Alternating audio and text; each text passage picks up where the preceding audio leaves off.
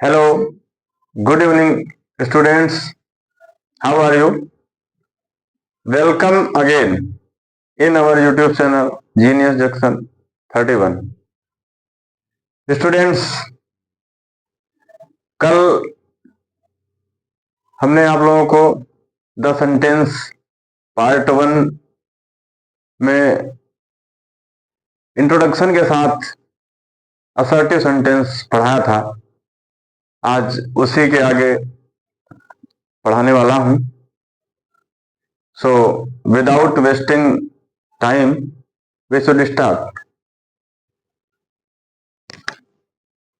Students, आप सभी ने assertive sentence definition, examples and SS sentence का structure from Hindi to English कल जान लिया था।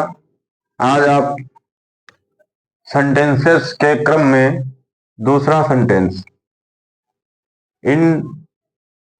इंट्रोगेटिव सेंटेंस जानेंगे।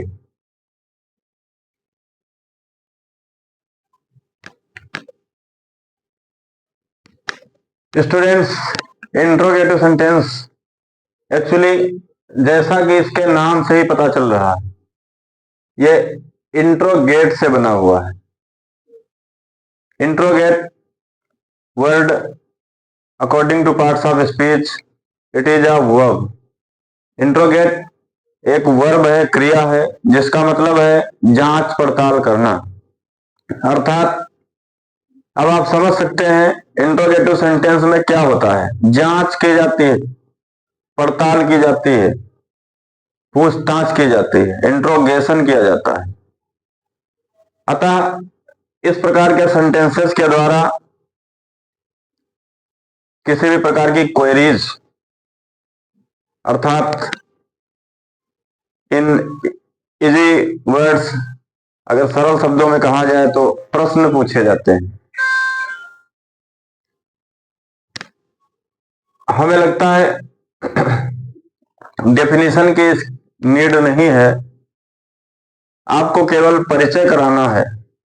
मेरा उद्देश्य सेंटेंस पढ़ाने का यह है कि जब ट्रांसलेशन चैप्टर पढ़ाया जाए तो आपको समझ में आसानी से आ सके। इसलिए अगर आप सभी की मांग होगी तो डेफिनेशन सिस्टमेटिकली बता दिया जाएगा। चलिए आइए देखते हैं interrogative sentence. Children, interrogative sentence दो प्रकार का होता है। पहला, जिसको फर्स्ट टाइप कहा जाता है, उसको एस आर नो टाइप भी कहा जाता है। सेकंड टाइप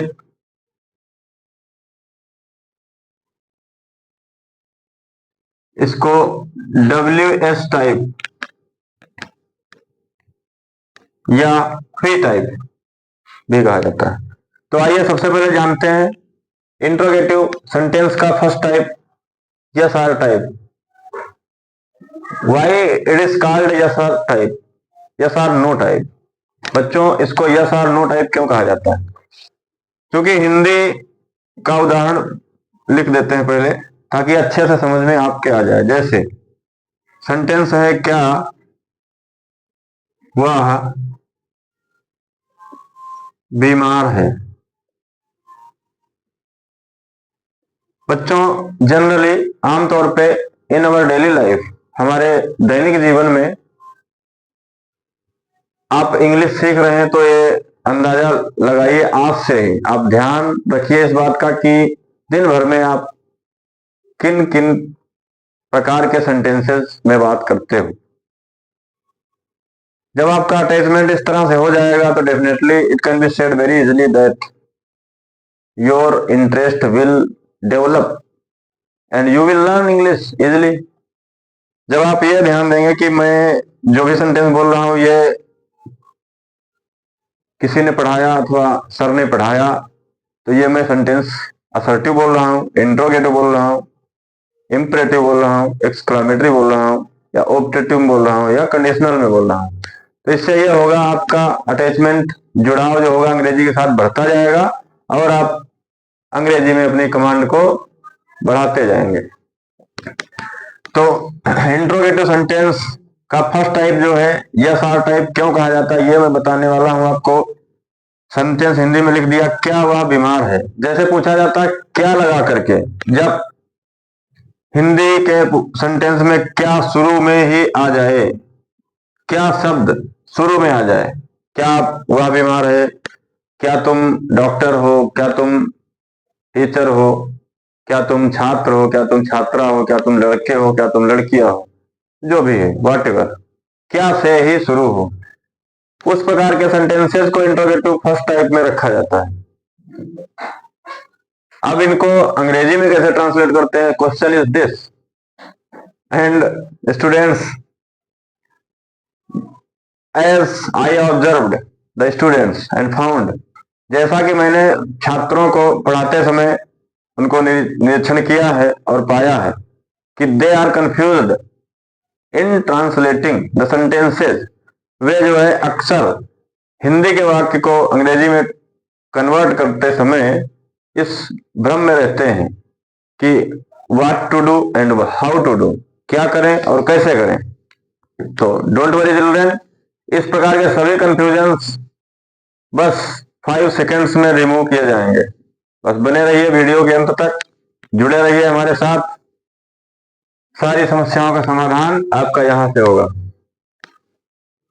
तो जो सेंटेंस, ध्यान रखिए स्टूडेंट्स, जो सेंटेंस क्या से स्टार्ट हो वो इंट्रोगेटिव फर्स्ट टाइप है। अब इसका जवाब आपका कैसा होगा, बाय द वे अगर पूछा गया आपसे क्या वह बीमार है, तो आपका जवाब होगा या तो हाँ में हाँ वह बीमार है, या होगा नहीं वह बीमार नहीं है, ऐसे ही होगा। तो इस प्रकार के सेंटेंसेस को हेल्पिंग वर्ब या लिंकिंग वर्ब से शुरू करते हैं। इज ही इल, इसका इंग्लिश ट्रांसलेशन हो गया। बच्चों इसका यस यस यानी कि सेंटेंस स्ट्रक्चर क्या होगा, अगर सेंटेंस लिंकिंग वर्ब वाला है, संयोजक क्रिया वाला है, तो उसको लिंकिंग वर्ब सबसे पहले लिखेंगे, उसके बाद सब्जेक्ट लिखेंगे, उसके बाद कॉम्प्लीमेंट लिखेंगे। कॉम्प्लीमेंट सेंटेंस का वो होता है जो लिंकिंग वर्ब का अर्थ क्लियर करता है। तो ये स्ट्रक्चर हो जाएगा आपका इंट्रोगेटिव फर्स्ट टाइप का। अगर सेंटेंस लिंकिंग वर्ब वाला है, इस तरह का है, तो जैसे इसमें इज जो है लिंकिंग वर्ब है, ही जो है सब्जेक्ट है, इल कॉम्प्लीमेंट है। अब अगर सेंटेंस आपका थोड़ा सा बड़ा है तो यस यस क्या होगा, helping verb plus subject plus main verb plus object plus RS plus question mark, इस प्रकार का होगा। जैसे क्या तुम पत्र लिखते हो। बच्चों ये प्रेजेंट इंडेफिनिट टेंस का सेंटेंस है, इंट्रोगेटिव फर्स्ट टाइप है। जैसा कि मैं स्ट्रक्चर बता रहा हूं, इन दैट रेफरेंस, उसी संदर्भ में मैं ये बताना चाहता हूं आपसे। ये ऊपर वाला सेंटेंस जो था इसमें लिंकिंग वर्ब यूज की गई थी, उसका स्ट्रक्चर ये वाला है, और इस प्रकार के सेंटेंसेस का स्ट्रक्चर ये वाला है। इसमें क्या करना है, जैसे आपको इन फर्दर वीडियोस में बताया जाएगा, टेंस चैप्टर में पार्ट, उसका पार्ट जब आप आएगा तो उसमें आप जानेंगे समझेंगे, किंतु यहां पर थोड़ा थोड़ा समझ लेते हैं। इस प्रकार का सेंटेंस हेल्पिंग वर्ब, जैसे प्रेजेंट इंडेफिनिट टेंस का है तो प्रेजेंट इंडेफिनिट टेंस में टू हेल्पिंग वर्ब्स होती हैं, डू एंड डज। इसमें सब्जेक्ट आपका प्लूरल है, तुम है, यानी कि डू आएगा। उसके बाद हेल्पिंग वर्ब हो गई आपकी। फिर क्या है, सब्जेक्ट। सब्जेक्ट आपका तुम है बोले तो यू। फिर क्या है, मेन वर्ब। मेन वर्ब बोले तो लिख, लिख बोले तो लिखना, यानी कि राइट। उसके बाद ऑब्जेक्ट, वर्ब का ऑब्जेक्ट क्या है, पत्र, a letter. Do you write a letter, question mark, do you write a letter. इतना हो गया बच्चों, मुझे लगता है समझ गए होंगे आप। वंस अगेन रिपीट करते चलें। इंट्रोगेटिव सेंटेंस फर्स्ट टाइप, पहला पार्ट, सेकंड टाइप, दूसरा पार्ट। फर्स्ट टाइप को यस और नो टाइप कहते हैं, क्योंकि इसका जवाब या तो हाँ में होगा या तो ना में होगा। हिंदी में इस प्रकार के सेंटेंस क्या से शुरू होते हैं? अंग्रेजी बनाने के लिए लिंकिंग वर्ब या हेल्पिंग वर्ब शुरू में यूज कर देते हैं। लिंकिंग वर्ब अथवा हेल्पिंग वर्ब यदि शुरू में सेंटेंस के बिगिनिंग में, सेंटेंस की शुरुआत में लिखी गई है तो वह अपना अर्थ तो देगी ही देगी, साथ में क्या का भी अर्थ देगी। इस बात को स्मरण रखें आप सभी, इस बात को रिकॉल रखें, याद रखें कि वह अपना अर्थ। अब यहाँ पे इज जो है, इज है का अर्थ तो दे ही रही है, साथ में क्या का भी अर्थ दे रहा है। यहां पर डू अपना अर्थ तो दे ही रहा है, साथ में क्या का भी अर्थ दे रहा है। नोट कर लीजिए आप लोग, ठीक है, नोट कर लिया होगा। अब आ जाए सेकेंड टाइप पे। बच्चों इंट्रोगेटिव सेकेंड टाइप सेंटेंस, उसको व्ही टाइप, डब्ल्यूएस टाइप क्यों कहा जाता है? क्योंकि इस प्रकार के सेंटेंसेस हिंदी में अगर बात करें तो वाक्य के बीच में कोई प्रश्न सूचक शब्द, ऐसा शब्द जो प्रश्न होने की सूचना देता हो, जैसे कब, कहां, कैसे, क्यों, कितने आदि। हिंदी के वाक्य के बीच में ये शब्द होते हैं। जैसे तुम कहां जाते हो, तुम्हें हिंदी कौन पढ़ाता है, तुमने कितने सेब खाए, आदि आदि। जैसे कि एक लिख देता हूं, मैं अब क्या चाहता हूं। देखिए बच्चों, यह हिंदी का वाक्य है, मैं अब क्या चाहता हूं। इस वाक्य में ऐसा कौन सा शब्द है जो प्रश्न बनाता है, प्रश्न होने की सूचना देता है? यानी कि अगर क्या को हटा दें तो मैं अब चाहता हूं, सिंपल सा हो जाएगा, असर्टिव का पॉजिटिव सेंटेंस बन जाएगा। लेकिन अब क्या लग गया है तो इसका क्या मतलब है, कोई हमसे इंट्रोगेट कर रहा है, कोई हमसे पूछताछ कर रहा है, समवन इज आस्किंग समथिंग। तो इस प्रकार के ही सेंटेंस इंट्रोगेटिव सेकंड टाइप होते हैं। अब इनको डब्ल्यू एस टाइप क्यों कहा जाता है? क्योंकि बच्चों क्वेश्चन वर्ड, इंग्लिश में कोई भी क्वेश्चन वर्ड या तो डब्ल्यू से स्टार्ट होता है या तो एच से स्टार्ट होता है। Therefore it is called W S type. This is the reason. समझ गए होंगे आप सभी लोग इसको डब्ल्यू एस टाइप क्यों कहा जाता है, क्योंकि डब्ल्यू या एच से ही कोई क्वेश्चन वर्ड होता है। अब इसको इंग्लिश में कैसे ट्रांसलेट करेंगे, इसके लिए अभी यस यस लिख दूंगा, पहले इसको बना लेते हैं। इसमें सबसे पहले क्या की इंग्लिश लिखेंगे, व्हाट। उसके बाद बच्चों देखा जाएगा कि सेंटेंस हमारा किस टेंस में है। According to the tense and according to the number of the subject we use helping verb, यानी कि वाक्य के टेंस और सब्जेक्ट के वचन के हिसाब से सहायक क्रिया प्रयोग की जाती है। सबसे पहले क्वेश्चन वर्ड हमारा हो गया व्हाट। बच्चों one thing more about this word I would like to tell all of you. एक चीज इस शब्द के बारे में और बताना चाहूंगा, क्योंकि mostly in rural side our country side, अधिकांशतः देहात में, देहात क्षेत्र में WHAT को व्हाट पढ़ते हैं बच्चे। हमने पढ़ते हुए सुना है, देखा भी है। बच्चों के साथ साथ एडल्ट जो थोड़ी बहुत इंग्लिश से फेमिलियर होते हैं वो भी व्हाट कहते हैं। जबकि बच्चों व्हाट नहीं, इसका प्रोनाउंसिएशन राइट है, व्हाट राइट है। What is the matter.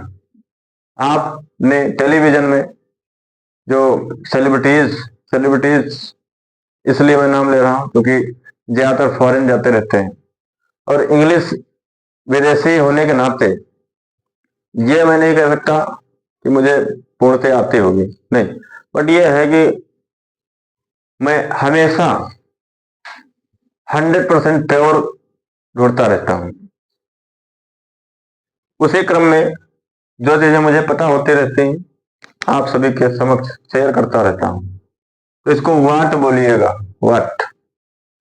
उसके बाद हेल्पिंग वर्ब आएगी do, I. What do I, main verb want. अब now question mark, what do I want now, what do I want now.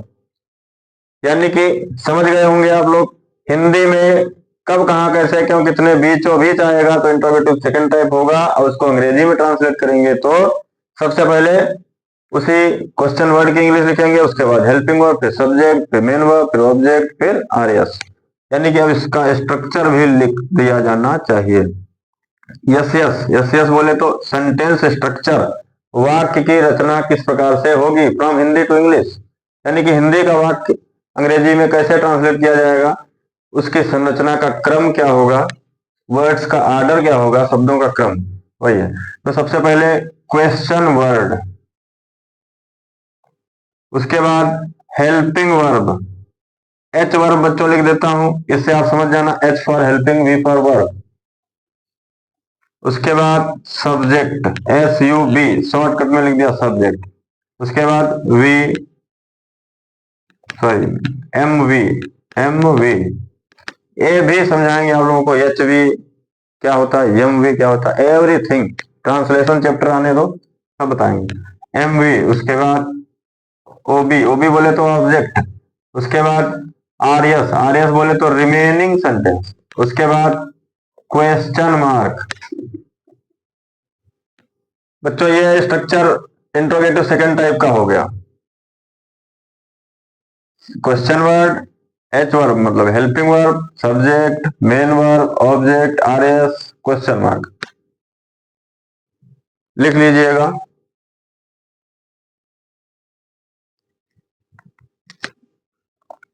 ठीक है, लिख लिया होगा। लिखना हुआ करे पॉज कर लीजिए, वीडियो को पॉज कर लीजिए, फिर लिख लीजिए। ओके, अब मुझे मिटा देना चाहिए।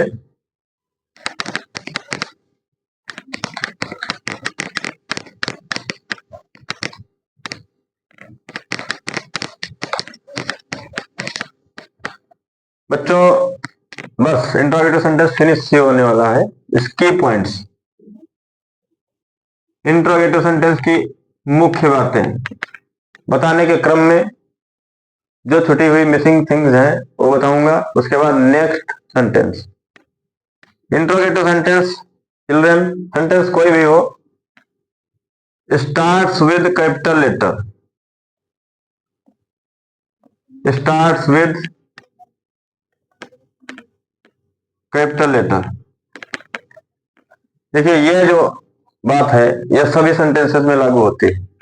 कोई भी सेंटेंस हो, किसी भी प्रकार का सेंटेंस हो, स्टार्ट विद कैपिटल लेटर, यानी कि कैपिटल लेटर से शुरू करना चाहिए, शुरू होता है। और इंट्रोगेटिव सेंटेंस एंड्स कहां होगा, एंड्स विद,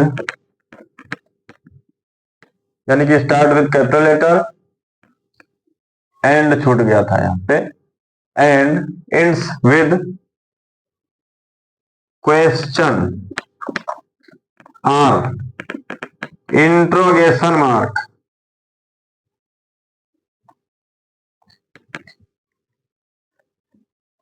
देखिए बच्चों, this is the most important thing, यह सर्वाधिक महत्वपूर्ण चीज है, क्योंकि ग्रामेटिकली आपने सब कुछ सही रखा होगा, नियम, rules, whatever, everything is okay, but if the mark, punctuation mark is not at the end of the sentence, then whole sentence is wrong. ध्यान देने योग्य बात यह है, आउटस्टैंडिंग थिंग यह है कि पूरा का पूरा सेंटेंस आपका गलत हो जाएगा अगर आपने पंक्चुएट नहीं किया है, विराम चिन्हों का प्रयोग नहीं किया है, तो पूरा पूरा सेंटेंस आपका सही होने के बावजूद भी गलत हो जाएगा। अतः इंट्रोगेटिव सेंटेंस चाहे फर्स्ट टाइप हो या सेकेंड टाइप हो, एट लास्ट अंत में क्वेश्चन मार्क लगाना मत भूलिए। Don't forget to put the full interrogation mark at the end of the interrogative sentences, यानी कि की पॉइंट इसका यही है, बस लिख लीजिएगा। ठीक है, मिटा देते हैं।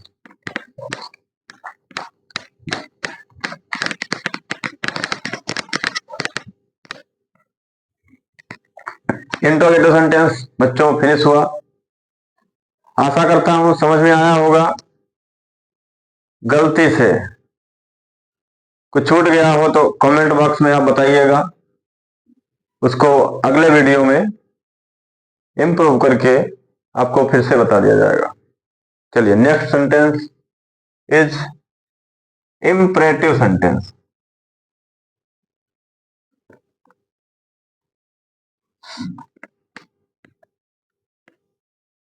इसका मतलब आदेशात्मक वाक्य, यानी कि इम्परेटिव सेंटेंस में होता क्या है। यहां पर भी मैं रिपीट करना चाहूंगा।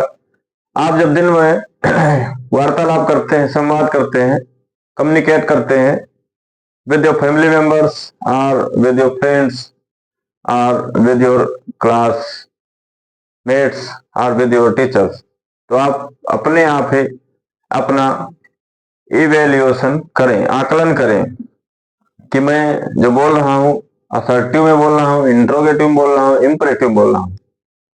इससे ये होगा, जुड़ाव बढ़ेगा आपका।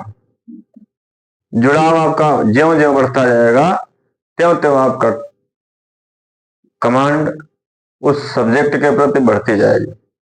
तो इम्परेटिव सेंटेंस जैसा कि लिखा हुआ है, इसमें बच्चों order oblique command,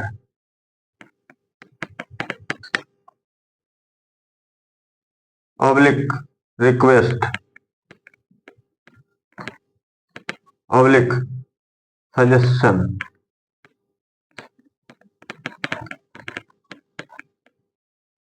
oblique advice, यानी कि इंपरेटिव सेंटेंस में बच्चों ऑर्डर कमांड बात एक ही है। ऑर्डर और कमांड का मतलब होता है आदेश। रिक्वेस्ट मतलब निवेदन, सजेशन सुझाव, एडवाइस मतलब सलाह, यानी कि इंपरेटिव सेंटेंसेस के द्वारा आज्ञा, निवेदन, सलाह, सुझाव आदि व्यक्त किया जाता है।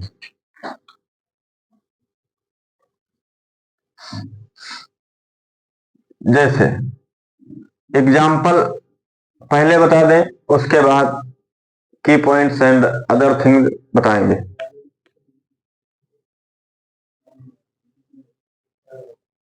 Get out from here, get out from here, यहां से हट जाओ, यहां से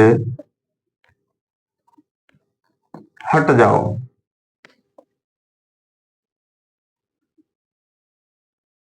come here,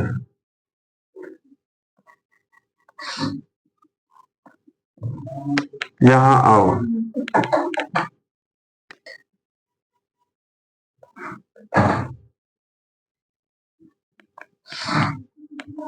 please don't make a noise, please don't make noise, कृपया शोर ना मचाओ। देखिए बच्चों, these are some examples of imperative sentence. ये कुछ इंपरेटिव सेंटेंस के उदाहरण हैं, आप इनको देख लीजिए, समझ लीजिए। गेट आउट फ्रॉम हियर, यहां से हट जाओ। कम हियर, यहां आओ। प्लीज डोंट मेक नॉइज, कृपया शोर ना मचाओ। यहां से आपको क्या पता चल रहा है? सिंपल सी बात पता चल रही है, सब्जेक्ट का अभाव है, सब्जेक्ट है ही नहीं। सब्जेक्ट है लेकिन उसका ओमिशन है, लोप है। यानी कि की पॉइंट्स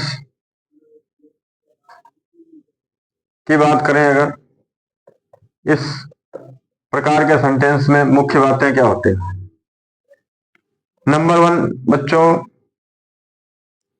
इस प्रकार के सेंटेंसेज में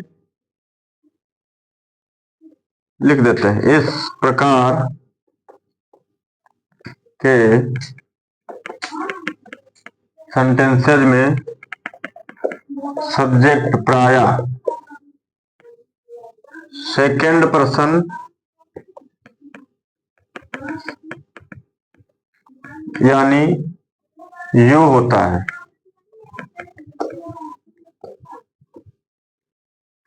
तथा यह प्राय छिपा रहता है। यानी कि बच्चों, इस प्रकार के सेंटेंसेज में सब्जेक्ट प्राय यू होता है और यह प्राय छिपा रहता है। जैसे यहां पे देखिए आप, गेट आउट फ्रॉम हियर किससे कहा जा रहा है? यानी कि मैं कह रहा हूं, स्पीकर हूं, अपने से सामने वाले से। सामने वाला तुम होगा, यानी कि यू होगा, सेकंड पर्सन होगा। फर्स्ट पर्सन होता है बोलने वाला, स्पीकर। सेकंड पर्सन होता है लिसनर, सुनने वाला। तो इसमें सुनने वाले का मेंशन नहीं किया गया है, मेंशन किया गया बट इनडायरेक्टली किया गया। गेट आउट फ्रॉम हियर यानी कि you get out from here, तुम यहां से हट जाओ। कम हियर यानी कि यू कम हियर, तुम यहां आओ। Please don't make a noise यानी कि you please don't make noise, कृपया तुम शोर ना मचाओ। तो इंपरेटिव सेंटेंसेस में आमतौर पे सब्जेक्ट सेकंड पर्सन होता है और वो प्राय छिपा रहता है, उसका ओमिशन रहता है, लोप रहता है। तो की पॉइंट्स में आप ये नोट कर सकते हैं, इस प्रकार के सेंटेंसेस में सब्जेक्ट प्राय सेकंड पर्सन यानी यू होता है तथा यह प्राय छिपा रहता है। लेकिन बच्चों यहां पर one most important thing, exception. यानी कि इस रूल का एक अपवाद है। अभी आपको बताया गया कि इस प्रकार के सेंटेंसेस में सब्जेक्ट प्राय यू होता है, लेकिन एक सेंटेंस, एक आर मोर देन वन, एक अथवा एक से ज्यादा सेंटेंस अपवाद स्वरूप हो सकते हैं। मैं आपको अपवाद के रूप में एक सेंटेंस बताऊंगा जिसमें सब्जेक्ट यू नहीं होता है। जैसे thank you,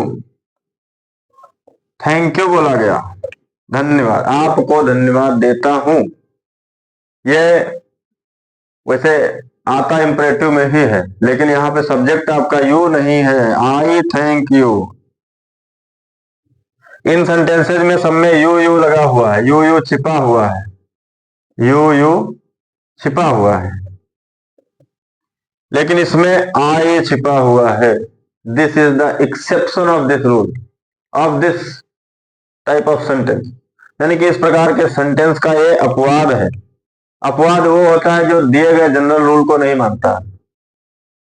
exception is that that doesn't follow the given rule, यानी कि जो दिए गए नियम को नहीं मानता है, वो अपवाद होता है।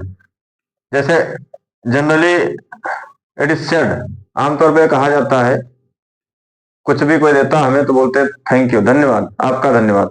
तो वहां पे सेकंड पर्सन को आप धन्यवाद करते हैं और फर्स्ट पर्सन के रूप में करते हैं, यानी कि आई थैंक यू, मैं आपको धन्यवाद देता हूं। और वैसे गिव मी योर पेन, तो मैं आपसे मांगता हूं और आपका डायरेक्टली मेंशन नहीं करता हूं। तो कुल मिला के कंक्लूजन में यह समझ लीजिएगा कि इंपरेटिव सेंटेंसेज में order, command, request, suggestion, advice आदि व्यक्त किया जाता है। इसमें प्राय सब्जेक्ट सेकंड पर्सन यू होता है और यह प्राय यह प्राय छिपा रहता है। लेकिन इसका एक अपवाद भी आपने जाना, थैंक यू में आई थैंक यू, आई ओमिटेड रहता है, छिपा रहता है। ठीक है, ये आपने जान लिया। की पॉइंट्स नंबर 2, ये की पॉइंट्स 1 हो गया, इसकी मुख्य बात 1 नंबर, मुख्य बात 2 नंबर। इस प्रकार के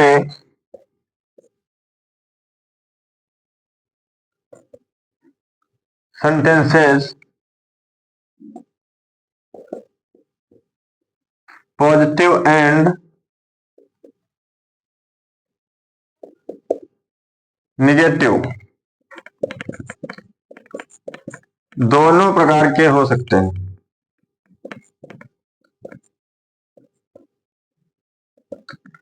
यानी कि की पॉइंट नंबर 2 बच्चों, इंपरेटिव सेंटेंस जो होते हैं पॉजिटिव एंड निगेटिव दोनों प्रकार के हो सकते हैं। जैसे कुछ एक एग्जांपल दे देना चाहिए, जैसे please come to the point, please come to the point, कृपया पॉइंट पे आओ, तथ्य पे आओ। इसमें पॉजिटिविटी है, यानी कि यह सेंटेंस आपका पॉजिटिव है। डोंट डू दिस, यह मत करो, यह निगेटिव है। यानी कि इंपरेटिव सेंटेंस पॉजिटिव और निगेटिव दोनों प्रकार के हो सकते हैं। उसका एग्जांपल आपने जान लिया। अब की पॉइंट्स फिनिश हो गया। अगर कुछ छूट गया हो बच्चों तो कमेंट बॉक्स में बताइएगा, अगले वीडियो में उसको इम्प्रूव करके बताएंगे आपको। ठीक है, अब इसका यस बता देते हैं कि from Hindi to English, Hindi में सेंटेंस होएगा, उसको अंग्रेजी में कैसे आप ट्रांसलेट करेंगे, उसको ट्रांसलेट करने के क्रम में शब्दों का क्रम क्या होगा, उस शब्दों की रचना कैसे की जाएगी। तो ये मिटा देते हैं, लिख लीजिए आप। ठीक है, लिख लिया होगा।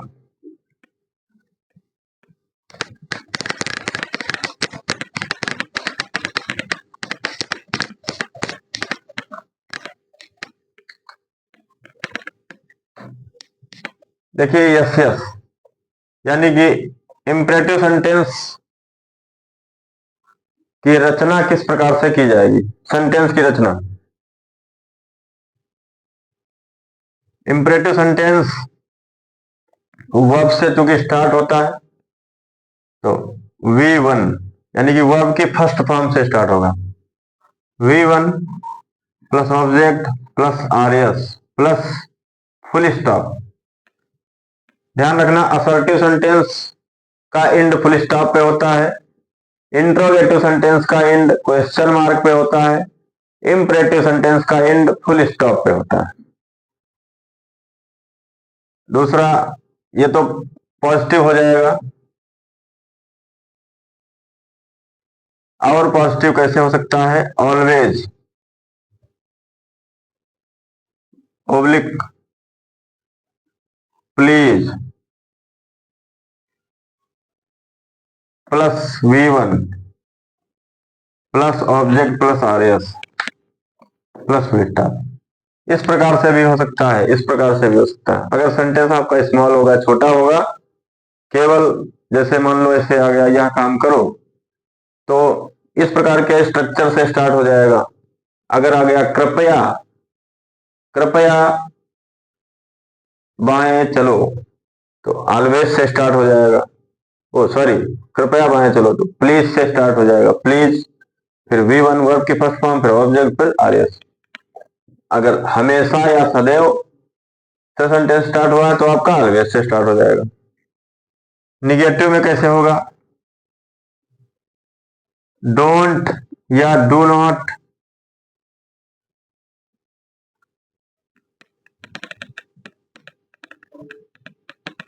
Oblique never, plus V1 plus object plus RS plus full stop. इस प्रकार से स्ट्रक्चर होएगा। डोंट, डू नॉट, नेवर, तीनों में से वन टाइम एक लगेगा। या तो एक बार डोंट लग जाएगा, डोंट डू दिस, या तो डू नॉट राइट दिस, या तो नेवर डू दिस, या नेवर राइट दिस, ऐसा करके हो जाएगा। स्टूडेंट्स, हमें लगता है आपको इंपरेटिव सेंटेंस अच्छे से समझ में आ गया होगा। By the way, if there is any type of doubt, write or mention in the comments अगर किसी भी प्रकार का भ्रम है, भ्रम की स्थिति है, संदेह की स्थिति है, अथवा आपको लग रहा है कि ये चीज मेरे समझ में नहीं आई, तो कमेंट बॉक्स में आप अपना नाम और समस्या, कि आपकी समस्या क्या है, आप क्या नहीं समझ पा रहे हैं, अथवा आप अगर आपको लगता है सर आपके पढ़ाने का तरीका सही नहीं है, उसको भी आप लिखिए। आप सभी के सुझाव सादर आमंत्रित हैं। उन सभी सुझावों को आवश्यक होंगे, आवश्यकता अनुसार अमल में लाया जाएगा और उस हिसाब से संशोधन करके बताया जाएगा। तो इंपरेटिव सेंटेंस फिनिश हो गया होगा, समझ में आ गया होगा सभी के।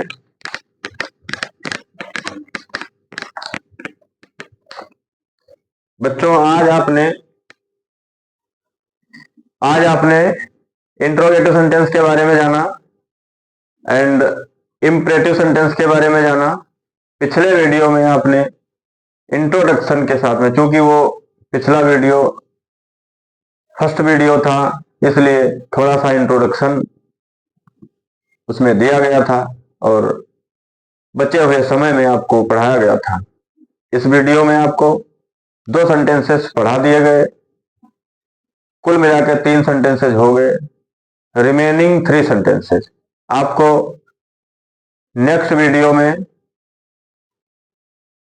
पढ़ाए जाएंगे। अगला सेंटेंस होगा एक्सक्लामेटरी सेंटेंस, उसके बाद ऑप्टेटिव सेंटेंस, उसके बाद कंडीशनल सेंटेंस और उसके बाद टेंस पे आ जाएंगे सीधे। तो बच्चों जितना पढ़ा आपने उसका रिवीजन करते जाइएगा, क्योंकि practice makes a man perfect, इस बात को ध्यान रखिएगा। अभ्यासेन विद्या वर्धक, यानी कि अभ्यास से ही कोई भी काम संभव है। अभ्यास करते रहिएगा। मिलेंगे अगले वीडियो में इसी टॉपिक के अगले बिंदु के साथ। तब तक के लिए good night. Thank you all of you.